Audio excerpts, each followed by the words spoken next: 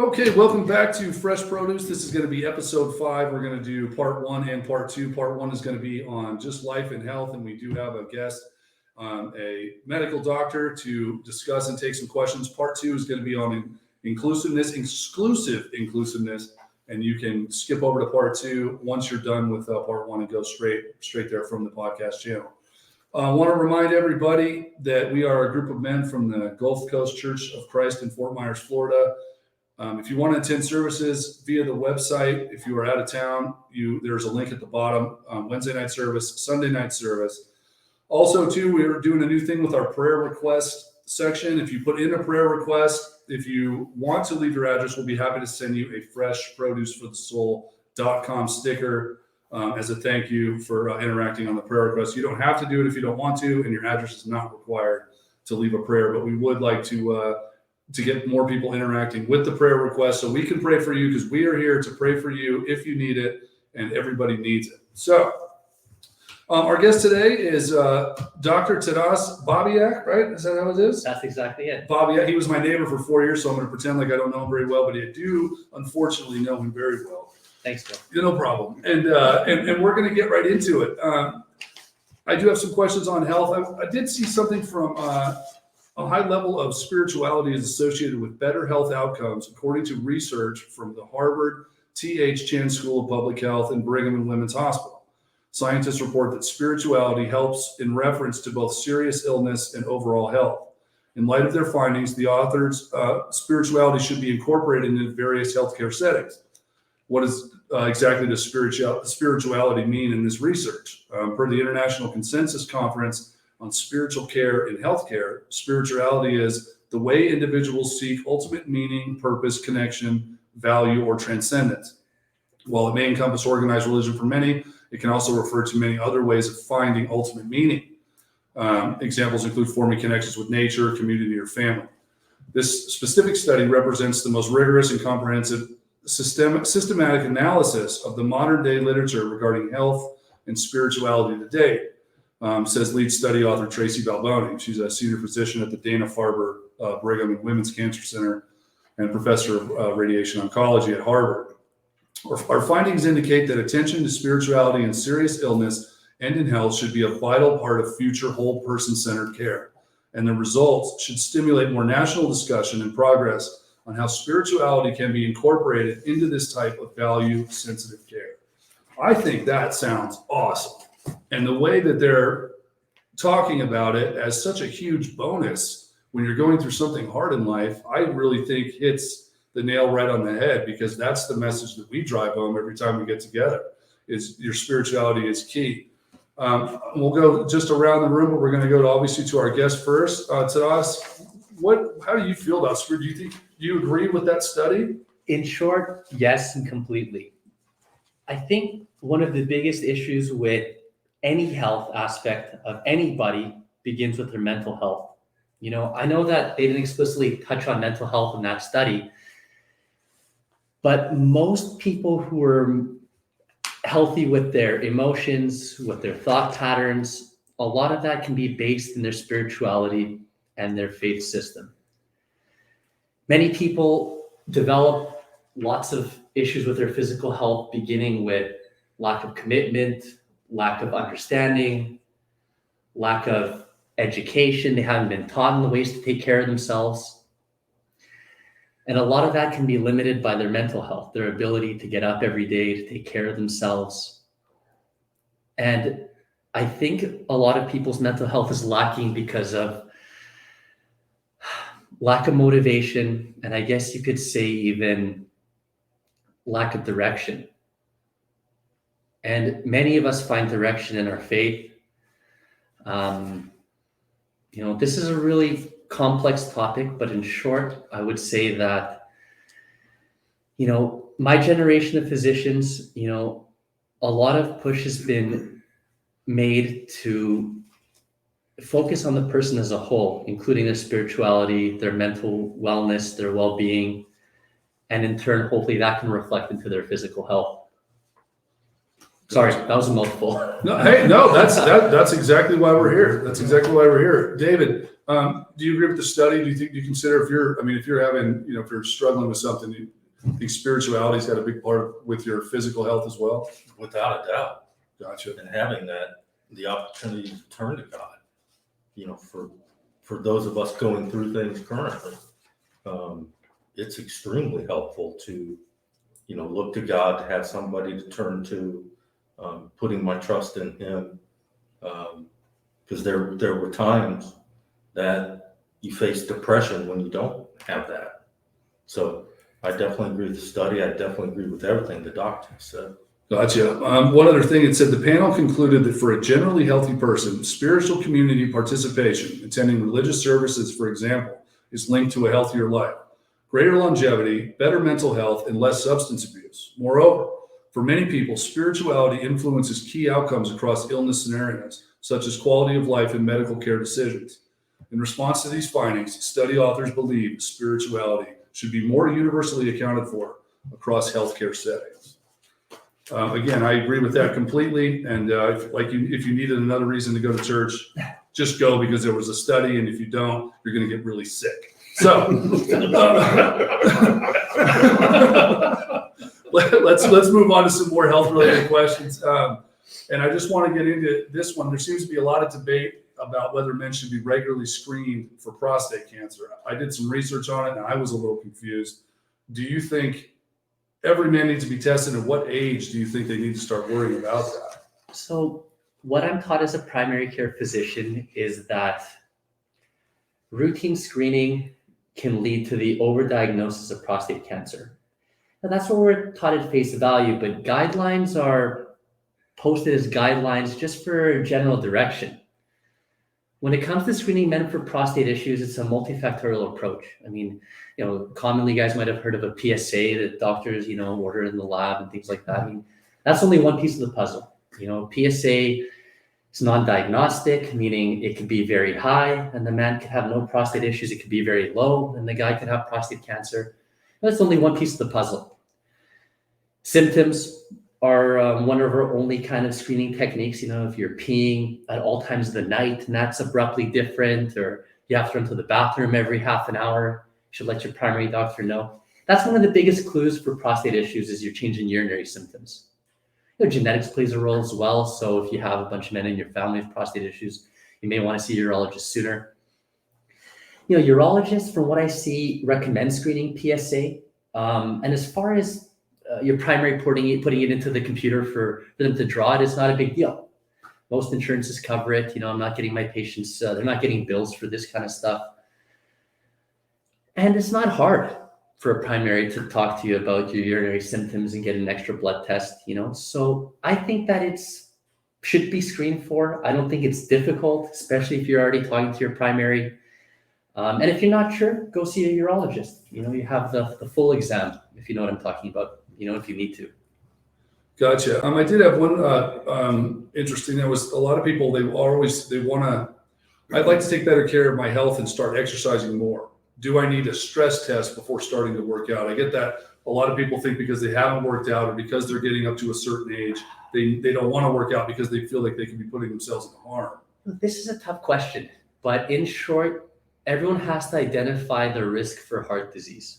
So, if you're diabetic, if you're hypertensive, you haven't exercised in a decade, if you have a strong family history of heart disease, then you may want to get a checkup. But, a simple stress test is going for a walk. If you can go for a walk without chest pain, then you've already passed half the stress test. If you can do a brisk jog for 5 minutes, you've passed the stress test, So I wouldn't jump into powerlifting if you haven't exercised for 10 years. I mean, that's just logical, right? But there should be really no excuse to start exercising. Even if it's just walking, brisk walking, if you're worried, if you check off the boxes for risks for heart disease, well, you should go for a checkup, quite simply. But there's really very little reason not to be exercising. Gotcha. One thing that when I was doing research, a big thing for problem in America is weight issues. and a lot of people, they didn't realize they have weight issues. If someone that doesn't think their weight is a problem, how can they tell for sure? How do you know if your weight is a problem or not? The latest research for weight evaluation, everyone's heard of the BMI, height per weight, but it's not exactly accurate for men. Men have more muscle mass, so men are going to track higher on the BMI scale. And from what I've seen after years of research, they boiled it down to waist size. If you're a man with a waist size 38 and up, or you can grab a lot of fat on your stomach, quite simply, they call that central adiposity, but really it's just fat on your stomach, If you can see the fat, and if your waist size is, Good Lord. exactly, and it's easier to say, right?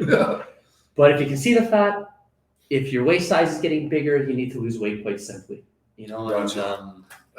and, Yeah. that's right.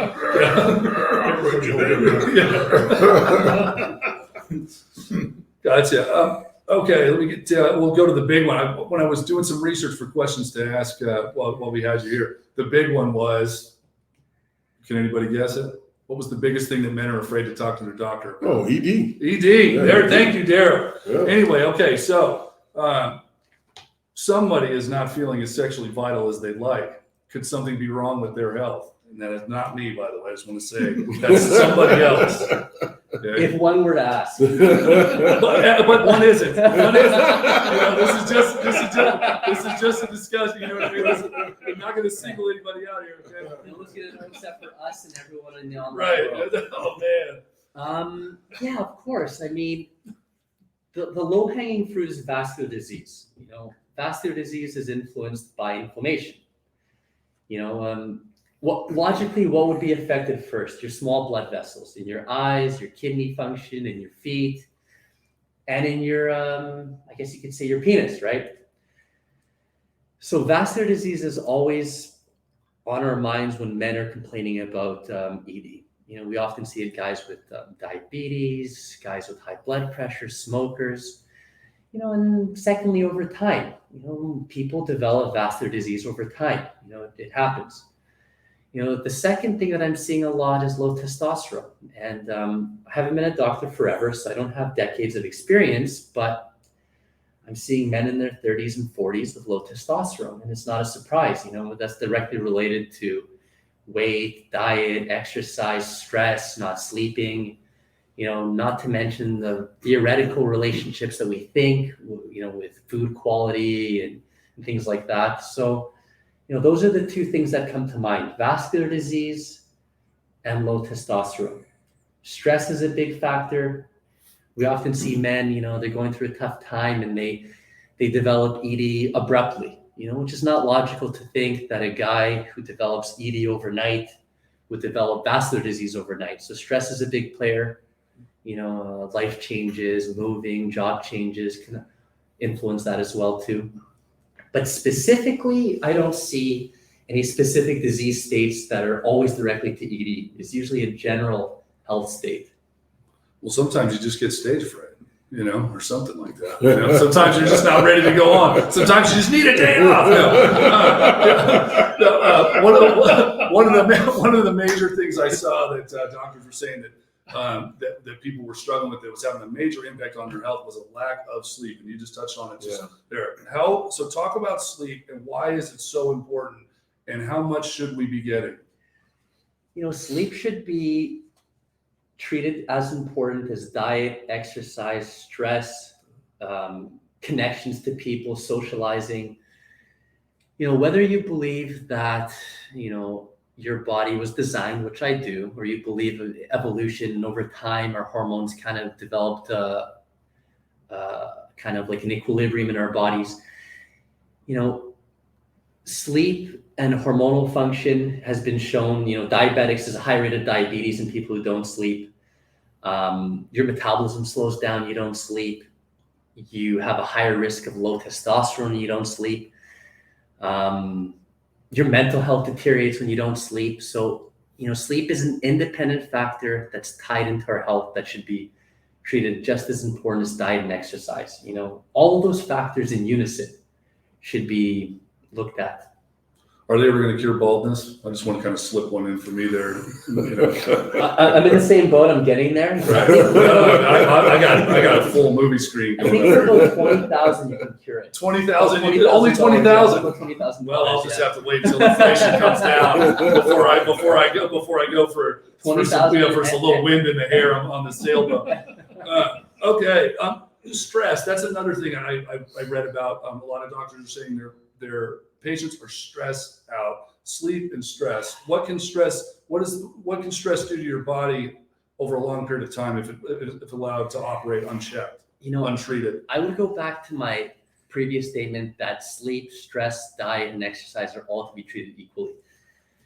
Chronic stress, short term, we have the fight or flight response. It increases your adrenaline, which increases your cortisol, which increases your blood sugar temporarily. And that's a good thing when you need it. If you need to perform athletics or in a dangerous situation, sure.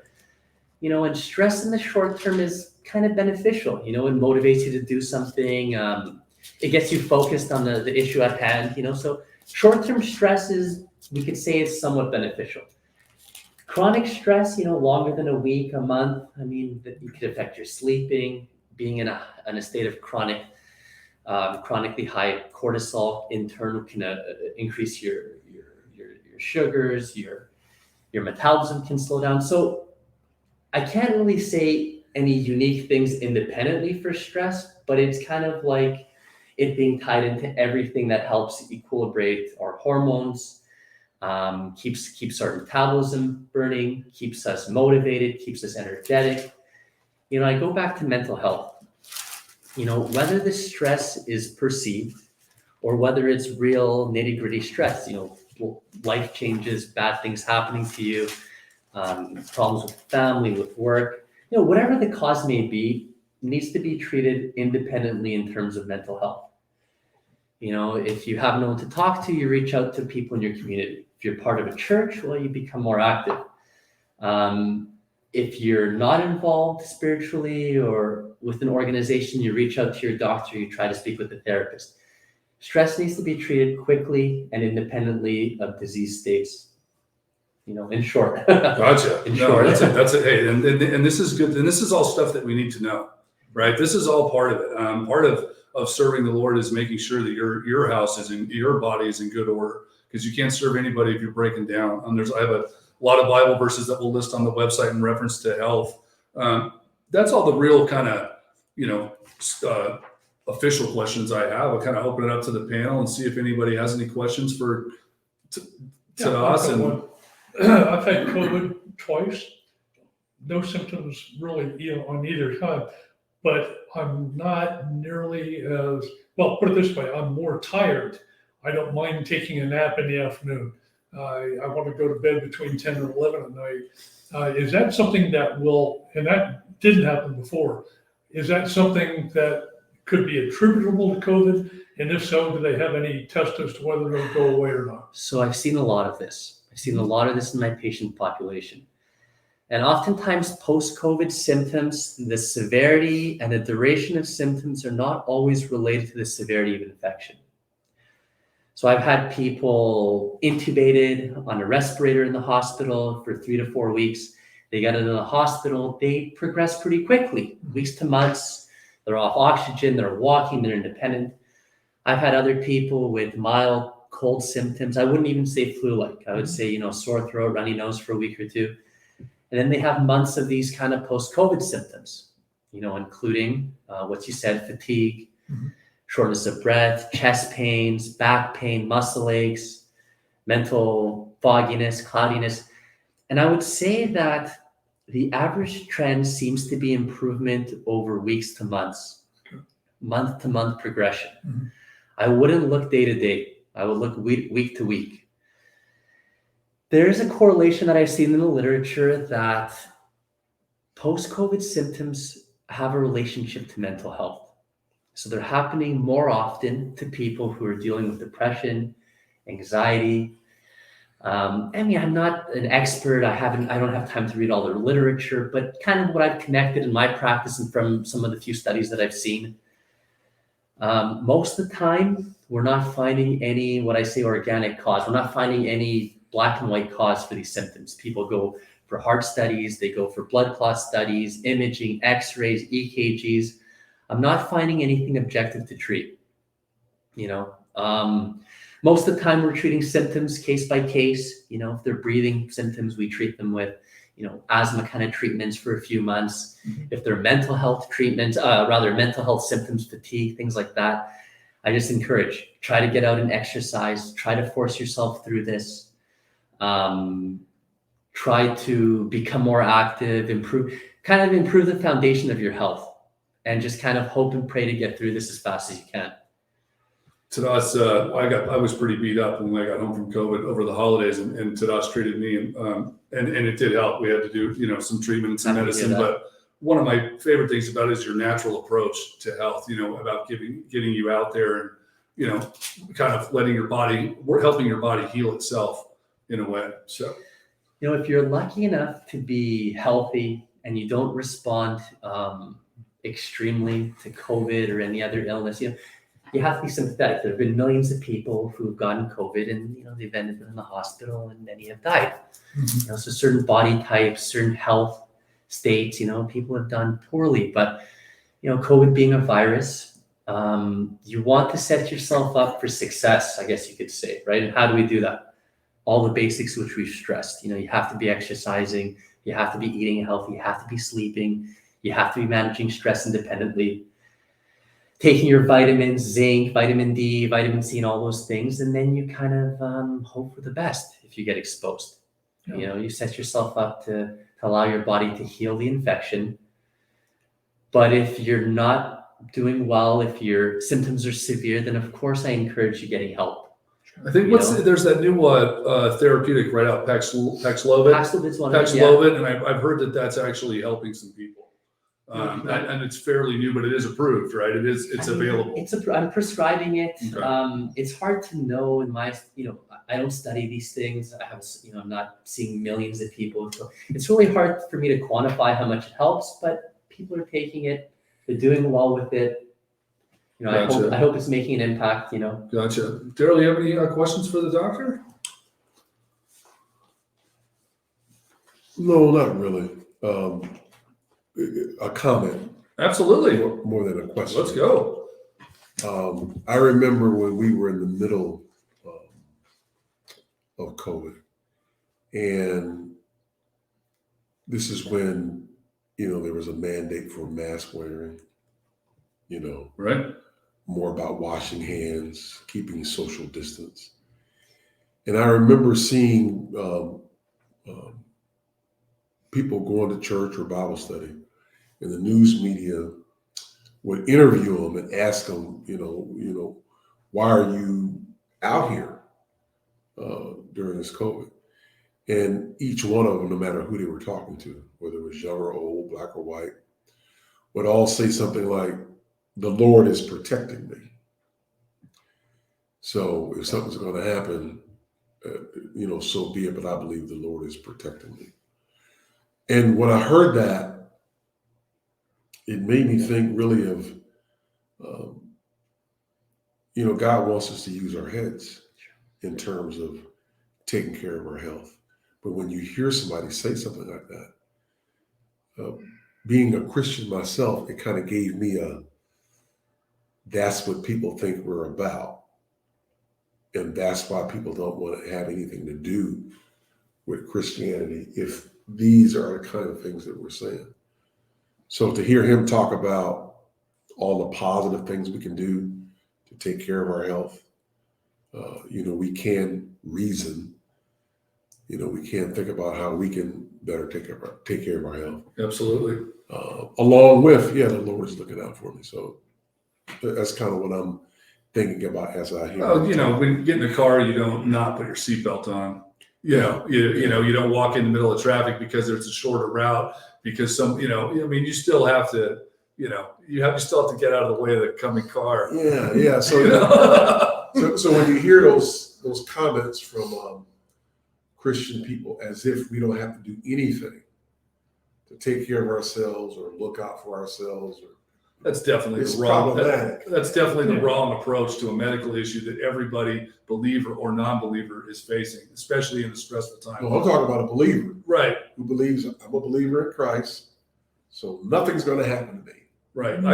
That's That kind of all the way on the other side. If you're a believer in Christ and you read your Bible, you know very good and well things will happen to you. Exactly. well, Absolutely. You also That's have- a promise that it's going to happen to you, but that God and through Jesus will be there to see you through.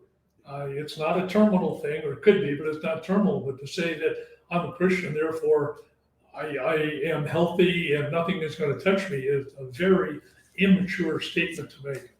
I in agree my with that. opinion. No, I agree 100%. Just look at our bulletin and all of the people that are asking us to pray for them, for God to intercede in different health situations. It reminds me of that king in the Chronicles that went to the doctor about a foot issue. He went to the physicians, but he didn't go to God. And he got sick and he died. So in my mind, hearing what he's saying is all perfect and well. Right. But to not make God a part of that as a Christian feels foolish. Yeah. Tom, do you have any questions for the doctor while he's here? Something I've seen recently, and it may be too early for you to even comment on it, but I've seen a couple of articles recently where research from somewhere in the realm of depression, their research is showing that actually serotonin has nothing to do with depression. And I was curious about if you've seen anything along those lines, because as I say, I just saw it recently. They're even saying that medications for depression that are based upon that are useless now. So I'm just curious what you might. I can't speak specifically on that research. Treating depression with medicine, there's no medicine that can cure all mental health issues, in short,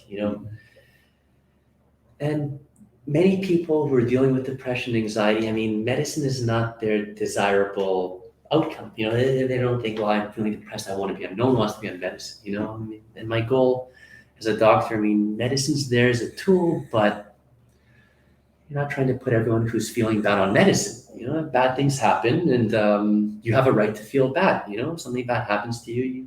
Absolutely. A normal person, someone in touch with their emotions, with good support. It's okay to feel bad, But I think the issue with clinical depression is when people feel bad for months and years at a time, and they can't care for themselves, care for their loved ones, even leave their home for that matter, And I think medicine has a specific role in that situation, not in a sense curing depression, but helping people kind of get a hold of their life, allow them to help them leave their home, so they can begin to participate in their community, go to work, be a part of their family. So there's a misconception. I don't think medicine cures depression, but I think medicine can help someone regain some of their footing. Does that make sense? Mm-hmm. As far as what the true pathophysiology, what they see in the nerves and stuff like that, I'm not 100% sure what the latest research is. But you're right. A lot of the classic understanding is serotonin tone, norepinephrine, dopamine tone, things like that. I'm not 100% sure. David, do you have anything for the doctor while he's here? It took Doc Tom and I a while, but I found a scripture that matches your opening and the doc's opening. So I'd just like to read Psalm 16, 9 and 10, and especially like it because when you talk about sleep and rest. Therefore, my heart is glad, my tongue rejoices, my body will rest secure because you will not abandon me to the grave. So when you think about, you opened up with people searching spirituality, the rest, the joy. I believe that one sums it all up. Mm-hmm. That's great. We're going to list David's verse, and we also have a bunch of other verses on there for our in reference to your health and what you could be doing to work on it. I want to thank Dr. Bobby for coming out. Will you come see us again? Of course. Awesome, because we're going to, obviously you can look at us and tell we have a lot of problems. So go. So thank you for coming out. No, he's a wonderful. He's a doctor. Take a number. Tom. Hey, Tadas is a wonderful doctor, a wonderful friend, a wonderful family man, a wonderful family man, and I really appreciate it. Go ahead. You can skip over now to part 2 of episode 5 for exclusive inclusiveness. We'll be right back on Fresh Produce.